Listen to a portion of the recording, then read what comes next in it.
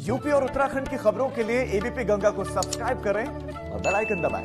Hero Vajpayee ji, जिस तरीके से पूरा अध्यादेश कानून बना, राज्यपाल ने हस्ताक्षर कर दिए, लेकिन कांग्रेस का कहना है कि इन चीजों को रोकने के लिए पहले से ही नियम थे और समाजवादी पार्टी साफ तौर से कह रही है हम विरोध करेंगे इसका। देखिए, भारतीय जनता पार्टी की योगी आदित्यनाथ के नेतृत्व में जो सरकार चल रही है, हमने जो अपराध लगातार बढ़ते जा रहे थे, अपराध जिस ये घृणित अपराध था धर्मांतरण, लोग भोली भाली लड़कियों को, नाबालिग लड़कियों को, अनुसूचित जाति, अनुसूचित जनजाति, सामान्य वर्ग की लड़कियों को अपने प्रेम जाल में गलत नाम से कलावा बांध के फंसाते थे और फिर उसके बाद उनसे विवाह करके उनका धर्मांतरण कराते थे।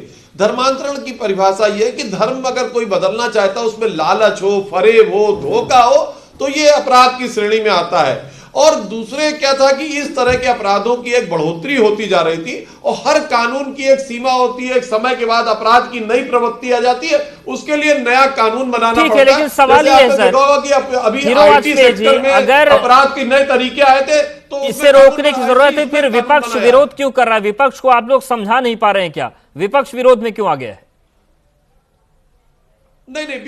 नहीं, विपक्ष समझाया है, विरोध उनकी मजबूरी है और कुछ लोग तो समझ नहीं पा रहे कि किस तरफ जाएं। कांग्रेस उत्तर प्रदेश में 31 साल से अपनी जमीन खो चुकी है, उसे तो फीडबैक का पता ही नहीं है। और रही बात सपा की, अभी उनकी समझ में नहीं आ रहा था, उन्होंने कहा राम के खिलाफ हम परशुराम की मूर्ति बनाएंगे। जब लगा इधर वोट बैंक नहीं है, उपचुनाव में जमानतें जब्त हो गई, तो फिर वापस आ गए तुष्टीकरण पे, तो कहने लगे इस कानून का विरोध करेंगे। उत्तर प्रदेश की जनता का आशीर्वाद योगी आदित्यनाथ के साथ है। हम ठीक है सर, लेकिन वही बात करते हैं कि बेटियों पर आशीर्वाद किस किसका है। हमारे साथ